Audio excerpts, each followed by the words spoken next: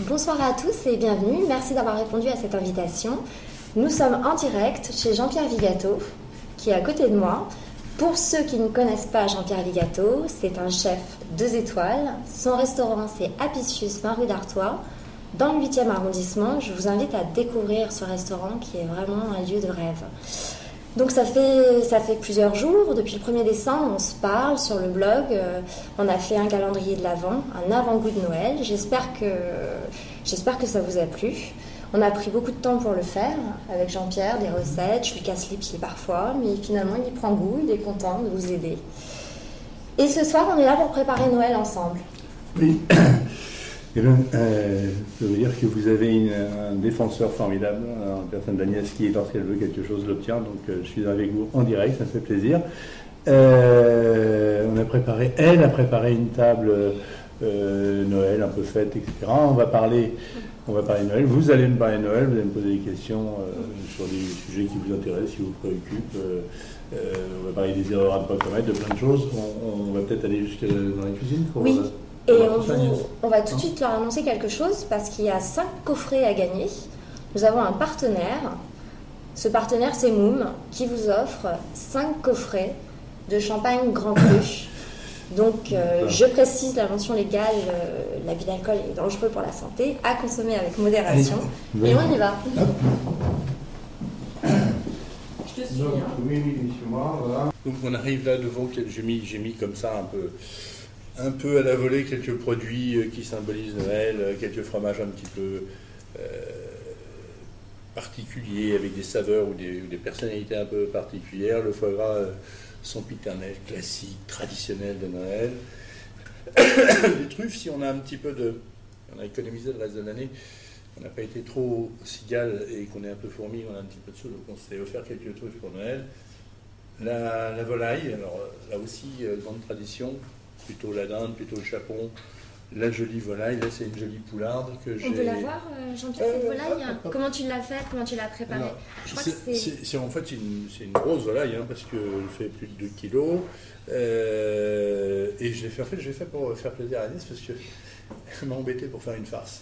Je ne suis pas un fanat de la farce au départ, mais elle m'a embêté pour faire une farce. Donc, on a mis la farce dans la volaille. On va la cuire. La recette. Et on la goûtera quand tout ça se sera coupé, parce que je vais la mettre à cuire pendant qu'on va préparer pendant qu'on fait l'émission. Et la recette de la farce, c'est demain sur le blog, Jean-Pierre, la petite farce que tu as fait. C'est une farce à base du foie de la volaille, d'un petit peu de chair de volaille ou de chair de veau. On a truffé un petit peu, on a parfumé et on farcit la volaille avec et on va la cuire. Cette farce et cette volaille, ça va être un bon complément. La volaille va nourrir la farce en cuisant et la farce va se nourrir du jus de la volaille en cuisant. Donc c'est un accord entre les deux. J'en profite pour poser une question de Marie-Noël. Alors, bonjour Jean-Pierre, auriez-vous une super recette pour cuire la dinde à Noël? J'ai peur qu'elle soit sèche. D'habitude, je préfère le chapon, mais ma fille a choisi cette fois-ci. Merci pour votre aide et très joyeuses fêtes à vous. Alors, la dinde, c'est évidemment le plat traditionnel de Noël. Chez nos amis anglo-saxons, c'est plutôt Thanksgiving, mais la dinde, c'est pas sec, contrairement à ce qu'on dit. C'est pas plus sec qu'un chapon, c'est la façon de la cuire. La dinde ou le chapon, de toute façon, si vous avez un bon produit au départ, déjà vous avez 50% de la recette. Ensuite, il faut la placer. Alors, vous avez deux façons à chaque fois. Il y a les inconditionnels, des gens qui disent qu'il faut blanchir la volaille d'abord, c'est-à-dire la mettre dans un liquide froid, l'amener à ébullition, rafraîchir cette volaille et ensuite la mettre à cuire. Moi, je prétends qu'on peut la mettre comme ça directement dans le four, mettre au départ uniquement un petit peu d'huile arachide. Vous commencez à faire dorer votre volaille et ensuite seulement vous ajoutez le beurre. Mais pour qu'elle ne soit pas sèche, il faut simplement s'en occuper. Il faut la nourrir, il faut l'arroser, c'est-à-dire récupérer un petit peu du beurre de cuisson, du jus de cuisson, et en permanence l'arroser. C'est un gros travail. C'est tout simple, mais c'est un gros travail parce que c'est long. Pour cuire une dinde, une dinde, ça fait 4 kilos, voire plus parfois. Il faut 2 heures. C'est 2 heures d'attention, 2 heures d'amour. C'est de l'amour, la cuisson d'une volaille. Et ça sent bon. Parce que la volaille, il y a des blancs. Alors d'abord, il y a un petit secret quand même. Voilà. Regardez comment j'ai préparé cette volaille. Je vais la mettre à cuire sur le côté, c'est-à-dire sur les cuisses. Parce que les cuisses, c'est toujours plus long à cuire que les blancs. Donc on cuit d'abord sur une cuisse, on cuit ensuite sur l'autre cuisse, et quand les deux cuisses sont bien dorées, on la met sur le dos. Et là, on arrose. Alors, pas en permanence, mais toutes les 4-5 minutes, on arrose. Et on veille à ce que ça devienne bien doré, bien croustillant. Mais c'est un vrai... c'est une vraie histoire d'amour. Cuire une dinde et un chaperon ou une volaille, c'est une vraie histoire d'amour, il faut s'en occuper. Alors Chris pose la même question pour la cuisson du chaperon. Je suppose que c'est pareil, c'est les mêmes principes. C'est le même principe. C'est deux volailles un peu importantes. Un chaperon, c'est pareil, ça fait 3,5 kg. Donc ce sont des volailles qui sont longues à cuire. Il faut avoir un four qui fonctionne bien et surtout s'en occuper. Et moi je dirais que pour Noël, c'est formidable de faire une dinde ou un chaperon, mais où vous le faites entier, et là c'est cette attention particulière qu'il va falloir mener jusqu'au bout, jusqu'à temps que votre volaille soit cuite. Soit vous faites un chaperon en fricassé, etc. C'est un peu dommage, mais c'est plus pratique, quoi. Alors, on n'a pas que des questions, on a aussi des petits commentaires sympathiques. Il y a Michel, par exemple, qui dit « Pas de questions, mais un remerciement pour toutes vos recettes et adresses. Votre calendrier est très sympathique. » Donc ça, c'est plutôt sympa. Dominique, bonjour, je suis là pour écouter vos conseils. Bonjour, alors là, j'ai une question, je ne sais pas si tu vas pouvoir répondre. Bonjour, que servir avec un filet mignon foie gras morille? Que servir, c'est-à-dire que servir comme garniture? Si c'est une garniture, foie gras, morille, filet mignon, je pense qu'on va me parler d'un filet mignon de veau, qu'on va rôtir comme un petit tourne d'eau, le foie gras poêlé, une petite sauce au morille. Faut servir un petit gratin de pâte, des pommes de terre écrasées, des pommes de terre qu'on cuit à la peau, qu'on écrase avec un peu de beurre, etc. Des compléments simples qui se marient bien avec la sauce. Et si on a un petit peu de truffe, on peut mettre un petit peu de truffe dans la pomme de terre. Et on parlait aussi tout à l'heure des erreurs à ne pas commettre pour Noël. Les plus fréquentes, c'est on veut trop bien faire. Alors surtout, vous vous abstenez de faire ce que vous ne savez pas faire. Parce que c'est la meilleure façon de rater tout. Moi, c'est ce qui m'arrive parfois quand je suis invité chez des gens qui veulent absolument me faire plaisir. Et là, la personne qui me reçoit veut absolument me faire goûter sa dernière trouvaille. Et moralité, c'est pas au point. Donc ça, il faut éviter. Il faut faire que ce que vous savez faire. Vous le ferez bien mieux. Et puis surtout, il y a une erreur à éviter pour Noël. Trop. Voilà. L'excès en tout, ça nuit. Ça nuit à tout, ça nuit au plaisir du soir, ça nuit au plaisir du lendemain. Parce que souvent, il y a le réveillon, puis il y a le lendemain. Le lendemain, c'est pas désagréable d'avoir un déjeuner aussi en famille, un peu différent. Alors, choisissez des mets excellents, faites-en un ou deux pour le réveillon et gardez-en un autre pour le lendemain au déjeuner, ce sera plus équilibré. Le choix des vins aussi, c'est parfois on veut ouvrir des belles bouteilles. Alors, on a attendu toute l'année ou très longtemps, on a choisi ces bouteilles et puis on en boit ou trop, ou on fait trop de mélange. Un peu dommage aussi, parce qu'au bout d'un moment, on est un peu fatigué, le palais se gâte, et on passe à côté du plaisir, parce qu'on voit des jolis vins et on n'a plus la gourmandise nécessaire et l'intérêt nécessaire pour continuer. Alors choisissez un joli champagne, essayez de trouver un vin unique, c'est parfois pas plus mal, et pour vous réserver jusqu'à la fin et tenir jusqu'à la fin. Mais tout dépend du menu que vous allez faire. Oui. Et oui, et ça, le menu, il est...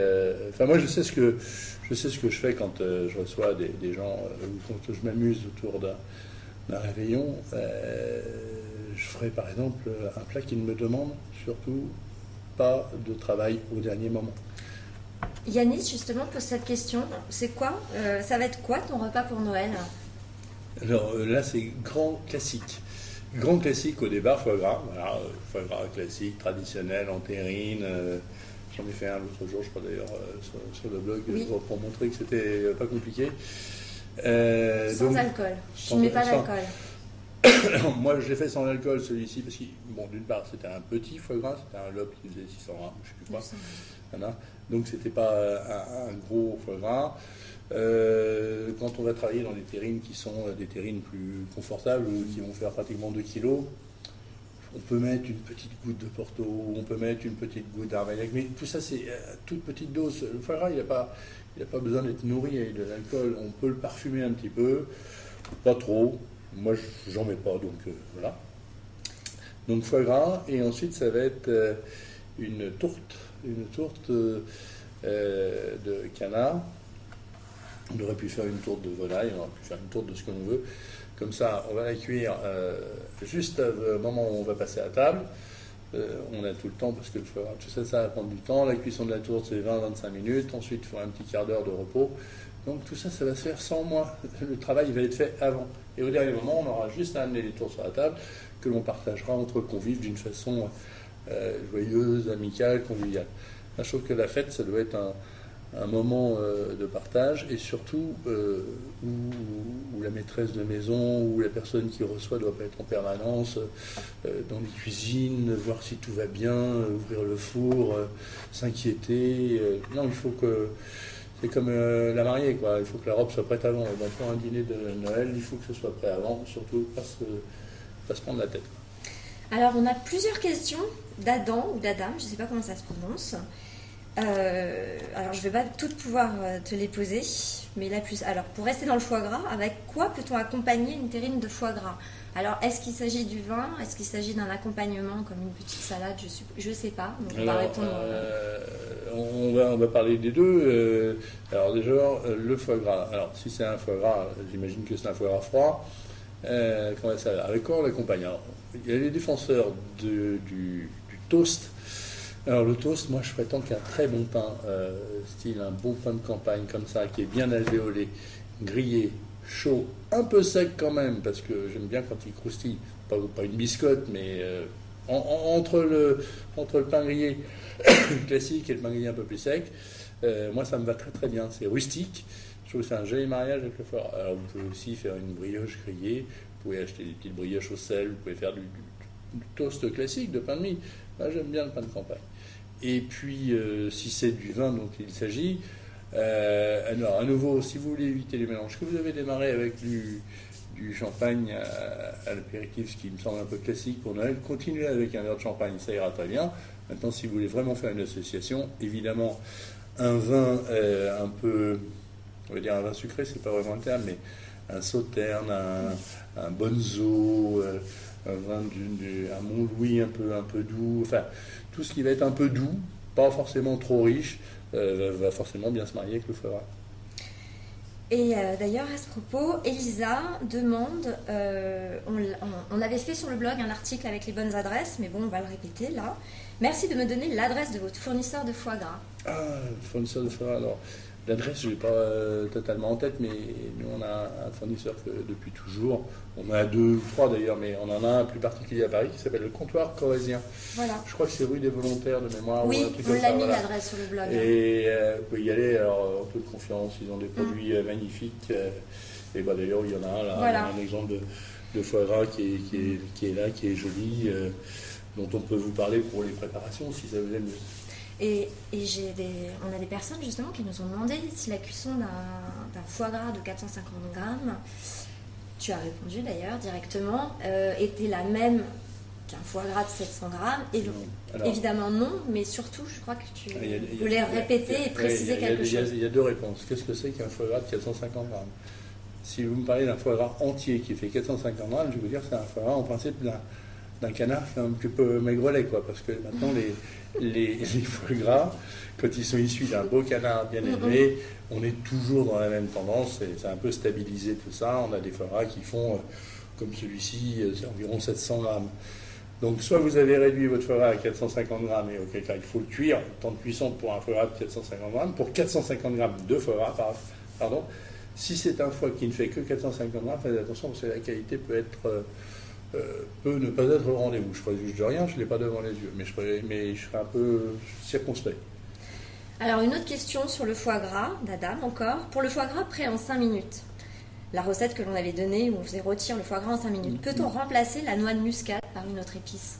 Oui, je donne des indications. En plus, la noix de muscade que l'on voit, tout compte fait, elle reste assez peu. C'est pour ça que lorsqu'on coupe ce foie gras pour le servir après froid, je recommande d'utiliser un petit peu de fleur de sel et de poivre à nouveau pour mettre dessus, parce que ça en a besoin. Parce que les épices que l'on met autour du foie gras font comme une croûte, mais ça ne assaisonne pas vraiment à l'intérieur, puisque vous avez vu, le foie gras, il n'est pas du tout ouvert, hein, on le laisse entier. Je vais mettre la volaille à cuire pendant que je vous parle. Vas-y, continue à me poser des questions, Agnès. Ah bah ça y est, tu me Parce que fous tout pas à l'heure, maintenant. faut qu'on dîne quand même. Alors, encore une question d'Adam. Mais Adam, c'est fou. Dans une farce, peut-on ajouter des brisures de châtaigne? Oui, ben d'ailleurs dans la farce que j'ai fait l'autre jour, j'avais ajouté quelques brisures de châtaigne. Et même, alors, ce qu'on peut dire, c'est que sous cette volaille que je vais cuire, il y a un accompagnement qui est formidable que l'on peut faire. Et vous prenez des marrons que vous achetez maintenant, on les achète épluchés, sous vide, cuits. Donc, surtout, il ne faut pas s'embêter à les éplucher avec les marrons frais, c'est beaucoup de travail. Donc ces marrons, vous les mettez un petit peu, vous les préparez, vous les avez là comme ça, vous les assaisonnez. Dans une poêle à côté, vous prenez des chipolatas, les petites saucisses, vous les coupez comme ça, et vous les faites poêler jusqu'à temps qu'elles viennent un peu dorées. Là, vous jetez vos marrons dedans, vous les faites revenir, et quand votre volaille, 20 minutes avant qu'elle soit cuite, vous les glissez dans le plat où cuit la volaille. Ça va se mêler au jus de la volaille, les chipolatas marron, garniture formidable. Alors, on a un petit clin d'œil, le Belge du 92, tu le reconnais? Je vous regarde en direct de Dubaï, très bonne idée, merci à vous deux. Oui, et alors, c'est quoi mon belge? Le Belge du 92, ouais. Je vous regarde en direct de Dubaï, très bonne idée, merci à vous deux. Donc je pense que tu peux l'embrasser, que tu as deviné qui c'était. Le Belge du 92, bonjour, mais quand même, tu... un peu plus de précision. Le Belge du 92, il y a un nom en dessous? Non, mais je pense... Vous pensez à quoi? Je pense que c'est un ami. Oui, mais voilà, je suis un peu perdu. Alors, un peu perdu. D'après moi, on a parlé du fromage, on a parlé de la volaille, on n'a pas parlé du fromage, on a parlé du foie, on a parlé de la volaille, on a parlé de la tourte. Voilà, alors au sujet des truffes, justement, qui sont très belles, j'ai une question. Quand on utilise une truffe, mais pas une truffe entière pour une préparation, comment peut-on la conserver pour pas qu'elle se perde en fait, pour qu'elle garde sa qualité? D'abord, souvent on me pose des questions, comment vous faites pour garder les truffes? Alors il y a la façon classique, traditionnelle, de mettre les truffes dans des petits bocaux, un petit peu d'eau, voire un peu de porto pour certains, ou de consommer, et on fait les conserves des grands-mères, comme ça le jus sert en même temps après, plus tard à parfumer. Ça, c'est la première façon. La deuxième façon, c'est de les congeler. Moi, je ne suis pas à 100% pour, parce qu'une truffe congelée, quand on la sort du congélateur, elle devient un peu molle. Bien sûr, ça fait plaisir quelques mois après de retrouver une truffe et de s'en servir, mais je trouve que la truffe, j'aime bien ce moment où elle est présente, là, quand elle est fraîche, parce que ça correspond à une époque. Après tout, on ne me demande jamais comment est-ce que vous faites pour congeler du melon. Donc manger les produits en saison, la truffe c'est maintenant jusqu'à fin février, début mars, profitez-en pendant 2 mois, et surtout le plus possible manger la fraîche, quoi. Alors il y a Alan qui est très drôle, qui dit c'est de l'amour les volailles et j'aime les poules et les dindes, en cuisine surtout. Je pense savoir qui est Alan, cet Alan-là. Ceci dit, comment éviter la chair blanche sèche comme du carton? Alors on en a parlé tout à l'heure. C'est ce que je répète, c'est là où justement le tour de main et l'amour et l'attention qu'on porte à cette cuisson est importante. Une volaille, c'est pas sec. Elle devient sèche si vous la cuisez mal. Sinon, au départ, c'est pas sec. Hein. Une volaille, au contraire, c'est moelleux, c'est gourmand. Et il faut vraiment s'en occuper, la suivre, l'accompagner pendant sa cuisson. Est-ce que c'est mieux, tu penses, quand on l'a fait un petit peu poché, je ne sais plus si on en a parlé en début ou autre, j'étais concentrée sur les questions, dans un bouillon de légumes, par exemple, de la farine blanchie? Non. D'abord, on ne la fait pas pocher, on la blanchit. Et on la blanchit dans de l'eau. Soit on fait une volaille rôtie, soit on fait une volaille pochée. Une volaille pochée, ça peut être très bon, mais c'est pas la même préparation, c'est pas le même usage, puis on fait pas pocher. Enfin, on fait difficilement pocher une dinde. Quand même... Oui, j'ai pas dû employer, mais je sais qu'il y a une recette, par exemple, de Joël Robuchon qui consiste à ça doit être blanchir, sauf qu'au lieu de la faire blanchir dans de l'eau, il la blanchit dans un bouillon de légumes. Voilà. On peut tout imaginer. Joël a sans doute raison de faire sa volaille comme ça. Moi, je vais à la simplicité, j'essaie d'expliquer des choses simples. Voilà. Je peux aussi donner des recettes beaucoup plus compliquées, mais ça va ennuyer tout le monde et surtout, le résultat ne sera pas forcément au rendez-vous. Je pense que la femme du Belge du 92, à Campus à Bruxelles ou à Dubaï, s'appelle Agnès, par exemple, si ça peut t'indiquer quelque chose. Ça me dit quelque chose. Ça me dit quelque chose. Alors, nous avons Julien. Bonjour Monsieur Vigato, que pensez-vous du lièvre à la royale, version Apicius, mais de Clermont-Ferrand, comme une galantine? Merci. Le lièvre à la royale, il y a les deux recettes. Il y a deux recettes classiques et 1000 interprétations. Alors, 1000 interprétations parce que chaque chef a son identité et son idée là-dessus. Alors, le lièvre à la royale en galantine, c'est un lièvre qui est désossé, qui est farci, qui est cuit très très longtemps, etc. Avec tous les éléments de cuisson, on fait une sauce qui est puissante, etc. Puis vous avez le lièvre, la recette est dite du sénateur Couteau, qui est cuit avec les os, etc. et qu'on sert un peu comme une compote de lièvre. Les deux ont leur mérite, il y a des défenseurs de l'un, il y a des détracteurs de l'autre. Ce qui compte en fait dans le lièvre à la royale, c'est la sauce, quoi, qui est souvent absolument prodigieuse, qui est pleine de goût, qui est magnifique. C'est toujours un plat quand même un peu riche, un peu lourd. Donc attention au foie gras dans celui qui est farci, parce que souvent c'est un peu, ça plombe un peu, quoi. Alors nous avons Gilles Perrin, l'artiste. Ce n'est pas une question car il y en aurait tellement, mais surtout vous remercier pour vos recettes et vos conseils. La cuisine est comme un beau concert et vous êtes un chef d'orchestre merveilleux. Nous, c'est un joli compliment, ça. Merci. Oui, c'est très joli. Hein. Merci. Très joli. Mais parfois je vois que dans les questions auxquelles je suis amené à répondre ou sur les petits commentaires que je fais,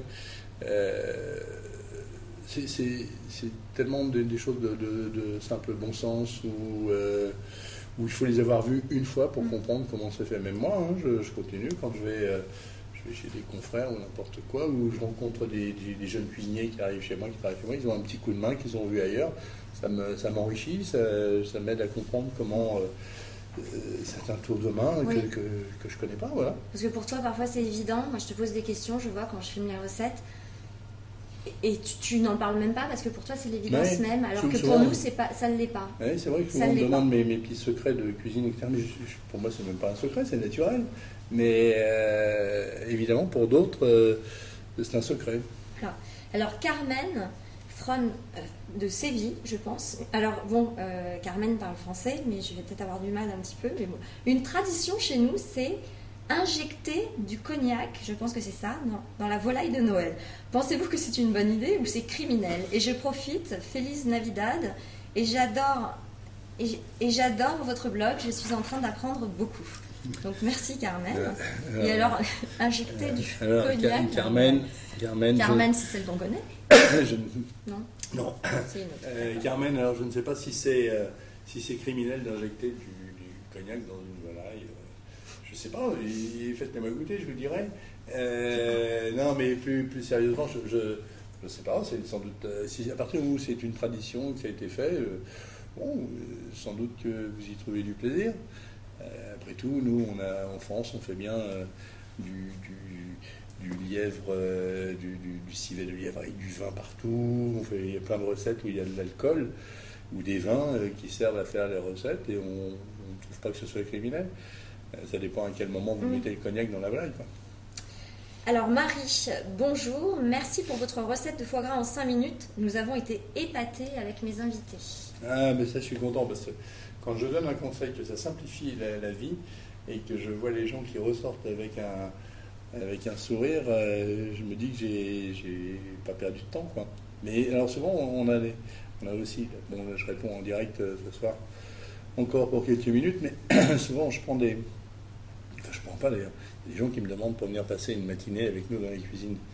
Alors de temps en temps, il y a quelqu'un qui arrive dans la cuisine, et quand il repart, il faut être un peu passionné évidemment, quand il repart, il a un sourire, une banane comme ça, et il dit mais j'ai vu 1000 choses, j'ai compris 1000 choses, alors je sais pas s'ils sauront le refaire, mais d'un seul coup, ça les rend joyeux d'avoir compris comment on faisait tel ou tel plat ou comment on envoyait telle ou telle chose. C'est vrai que ça fait plaisir, les commentaires, les remerciements, ça fait chaud au cœur. Alors, Dominique, la tourte de canard est faite avec du confit de canard, du magret, des champignons. Merci et bonne fête. Donc, en fait, ils veulent en savoir un petit peu plus. Et il y a même Adam qui demande si on va avoir la recette un jour sur le blog. La tourte de canard, oui, je vous donnerai la recette.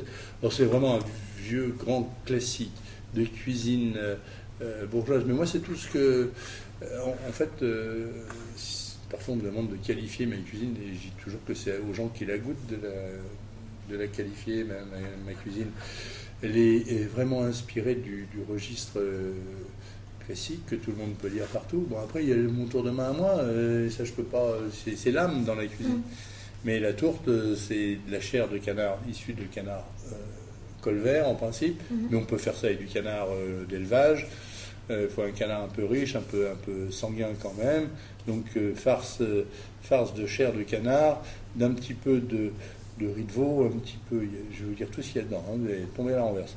Un peu de chair de canard, un peu de riz de veau, un petit peu de vin gras, un petit peu de gorge de porc, un petit peu de pied de cochon, un petit peu de truffe, un petit peu de foie gras, des champignons, des filets de canard.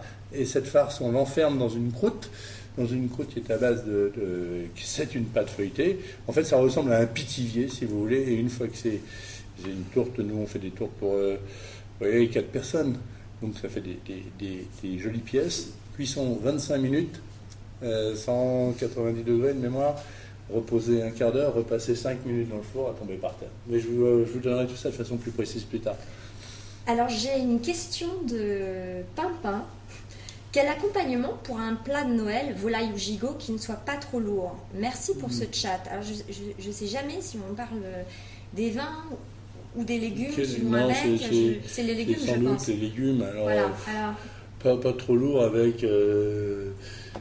Bon, je vous ai donné une petite idée tout à l'heure avec une volaille, là, les marrons et les chipolatas, mais c'est forcément un petit peu riche. Un peu lourd, oui. Non, mais c'est forcément un petit peu riche, mais si à cette époque-là de l'année, alors j'ai donné hier ou avant-hier un petit... C'est jeudi. J'ai fait un petit clin d'œil sur les légumes coupés en gros cubes, pré-pochés, et puis revenus dans un petit peu de beurre salé, un petit peu de jus de rôti ou de jus de truffe.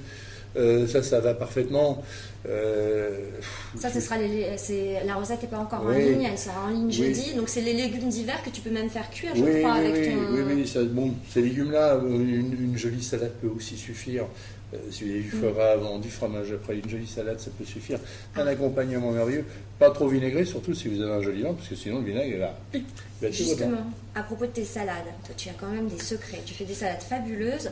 Est-ce que tu peux conseiller une salade qui change? Souvent on fait la salade, on fait l'huile basique, vinaigrette, etc. Toi tu as quelque chose de fabuleux, c'est que tu peux ajouter des légumes crus déjà dans tes salades, et tu mets plein d'herbes fraîches. C'est pour lui donner un peu de... Là, c'est presque une salade d'entrée ou une salade de garniture. Alors, vous prenez de la salade, vous achetez au marché une poignée de mesclun, vous rajoutez dedans... quand vous allez au marché, moi, je fais un tour. Il est très rare que je prenne une laitue ou une scarole ou un truc. Je prends des petites pousses. Maintenant, il y a plein de petites salades. Il y a de la roquette, il y a des pousses d'épinards, il y a un petit peu de mesclun. Donc, je prends un petit peu de tout. Je prends 1 ou 2 bouquets d'herbes, du basilic, du cerfeuil, ce que vous voulez. On le jette là-dedans à petit et j'ajoute... très souvent, je prends un peu de fenouil, une betterave crue, de l'oignon blanc dont je cisèle finement le vert et le blanc, parce que l'oignon blanc il y a la tige, donc la tige surtout on ne la jette pas, tout ça ciselé finement, le fenouil passé à la mandoline, j'en ai une ici, je ne sais pas où elle est, mais alors très très fin, comme des chips, et pareil pour la betterave, comme une chips. Et puis même un peu de radis noir, tiens. Radis noir, formidable. Le radis noir, tiens, je vais vous donner un truc pour l'apéritif. Attends, je cherche la mandoline. Tu vas pas la trouver. Et donc, le radis noir, la betterave, le fenouil, tout ça coupé très finement. Et on mélange la salade. L'assaisonnement, huile d'olive, jus de citron, sel, poivre. Pas autre chose, c'est pas la peine. Et pas trop d'acidité. Et le radis noir, pour l'apéritif, il y a un truc qui est formidable. C'est, en fait, vous l'épluchez, vous coupez des fines lamelles de radis noir et vous mettez un petit peu de gros sel et vous trempez ça comme ça, juste un petit peu dans le gros sel et vous croquez. Avec un beau radis noir comme ça, bien ferme, pas creux à l'intérieur, c'est un produit formidable. On a Marie-Lise, merci, qui vient de m'envoyer un texto en direct pour nous dire bravo, donc je la remercie. Coucou Marie-Lise, on peut dire coucou à tous ceux qu'on connaît aussi, qui nous regardent, tous ceux qui sont là. Merci. Alors il y a une question de Stéphane qui est hyper intéressante. Pourquoi? Pas plus intéressante que les autres, mais parce que on va faire un dessert particulier, bien sûr, bientôt sur le blog, jeudi. Il dit: quel dessert, à part la traditionnelle bûche, peut-on servir à Noël? Et quelle est votre suggestion? Eh bien justement, alors malheureusement il y a le micro. J'en ferai bien.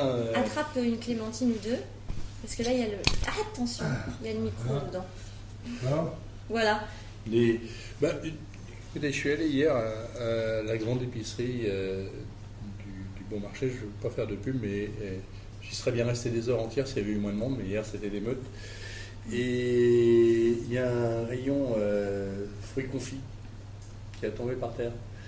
Et un petit mariage fruits confits, fruits frais, une jolie glace, quelques brisures de marron glacé, bonheur. Voilà, sauf que jeudi, on va donner une très jolie recette inspirée de Céline. Jeudi, vous aurez une recette inspirée d'un dessert que Céline, c'est la reine de la pâtisserie chez Avicius, a faite. On l'a fait d'une façon un peu moins sophistiquée que celle que fait Céline pour la mettre à la portée de tous, à base de clémentine. Mais hier, j'ai vu je reviens sur l'épicerie du Bon Marché parce que j'ai vu une toute petite clémentine comme ça, très très confite. Alors ça, c'est très sucré.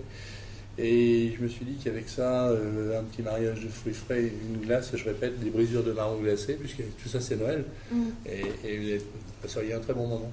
Voilà, mais la recette qu'on va leur donner, elle est exceptionnelle. Oui, ça fait une demi-heure, mais j'ai encore d'autres questions, donc je vais quand même les poser. On va citer, parce que j'ai du travail moi maintenant. Hein. Oui, je fasse la cuisine pour ce soir. Hein. Alors je finis quand même 2-3 choses. Le goupil, merci d'être si simple et généreux. À très vite au goupil. Ouais. François Brocard de Londres. Éloigne Noël, poché puis rôti. Ou rôti directement de 6 kilos. Alors ça sera un autre sujet, hein, je pense. Marie de Tilly. François Brocard, c'est un camarade du Club des 100. Oui, alors, tu veux en parler de cette toi? Non, alors plus tard. Un peu plus tard, parce que 6 kilos à cuire, c'est pas la même chose. Hein. Alors, Marie de Tilly, merci. Merci pour avoir monté ce blog. J'ai fait toutes les recettes de foie gras. Mais celle en 5 minutes est vraiment le top. Je la refais dès la fin de l'émission. J'aimerais une bonne recette de soupe aux légumes. On en fera cet hiver. Promis, Marie. Sylvie, vendredi, je serai chez Apicius pour fêter mon anniversaire de mariage comme tous les ans. Et c'est à chaque fois un émerveillement. 1000 merci de contribuer à rendre la vie plus belle. Stéphane Campana, amical salutations en direct de Montréal. C'est formidable parce qu'on a plein de personnes. En direct de Montréal. À quand une visite pour festival gastronomique Montréal en lumière au mois de février. Sophie, la dernière, quel serait ton cake préféré? Alors je ne sais pas si c'est Sophie, les cakes de Sophie, mais sinon ça me paraîtrait. Ce serait quoi ton cake préféré alors?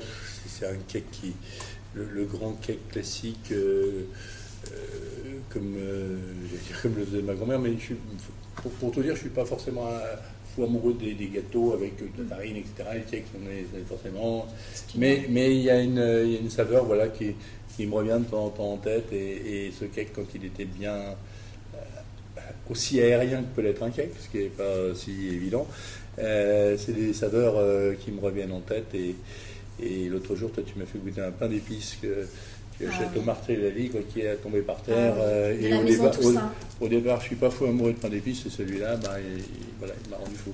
Il n'y a pas des trucs à gagner? Alors là ça va très vite. Là il y a Lisa qui nous fait coucou. Coucou Lisa, qui nous a fait un joli graphisme pour ce chat d'ailleurs. Patrice qui demandait ciment de basilic coriandre comme Gilles Choucroune, bravo. Patrice, alors un coup il nous parle du foie gras au micro-ondes, maintenant il nous parle de menthe basilic coriandre. Patrice, que je connais très bien, que faites-vous comme repas de Noël à la Mamounia? Ah ben ça c'est une bonne question. C'est traditionnel, je crois, à la Mamounia cette année. Ça va être assez traditionnel parce que une clientèle qui vient de partout, des Américains, des Français, des Italiens, des Anglais, enfin bref, une clientèle internationale, donc faire un menu assez classique. Il y a 2-3 coffrets à gagner, je crois, donc il faut dire une petite question à poser. Voilà, c'est ça? Voilà, alors nous avons comme on l'a dit, des coffrets qui seront à retirer sur Paris, je vous en dirai plus. Il faudra nous laisser une adresse mail. Donc nous avons 2 coffrets. Il y a oui, mais il y en a un qui n'est pas là. Il y a 3 sortes différentes. D'accord. Il y a 6 bouteilles à gagner. Alors, Ça, c'est dans une collection qui est un petit peu particulière chez Moon. Oui, ça à consommer avec modération. Très joli champagne. Je suis un petit peu leur ambassadeur donc, en ce moment. Donc, j'en parle d'autant plus aisément que c'est un champagne que j'aime. Sinon, je ne pourrais pas l'être leur ambassadeur. Il y a trois variétés dans cette collection.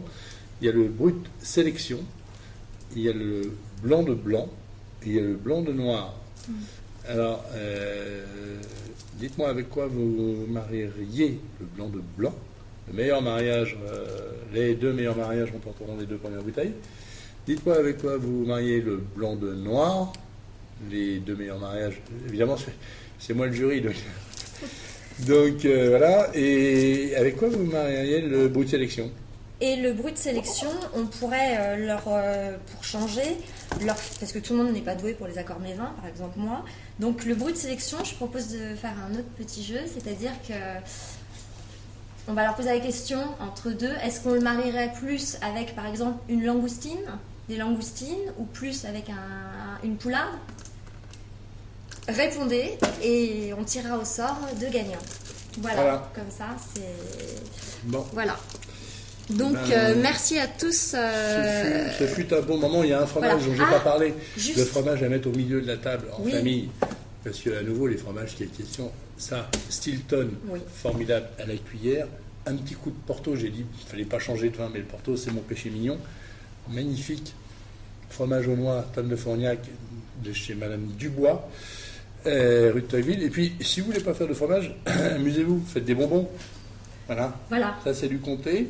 24 mois, coupé en petits cubes, mis dans du papier à caramel, vous le mettez au milieu de la table et chacun grillade ça comme il veut. Alors ça, on fera un article sur le blog. Et juste une dernière chose, parce que le temps passe très vite et nous n'avons pas parlé de ce cadeau exceptionnel pour tous les commentaires qui ont lieu sur l'article Avant-goût de Noël du premier, où on vous propose de raconter ce que vous aimiez à Noël et tout plein de choses. Voilà, le cadeau, est-ce que tu veux en parler? C'est une matinée dans les cuisines d'Apicius, suivi d'un très joli déjeuner, menu découverte, vin compris, entrée, plat, dessert, et puis bon, choix avec le chef, pour 2 personnes. Donc il y aura un tirage au sort, des commentaires qui auront été postés. Donc c'est sur le blog, l'article du 1er décembre, l'avant-goût de Noël, et la réponse sera faite dès la semaine qui suit Noël.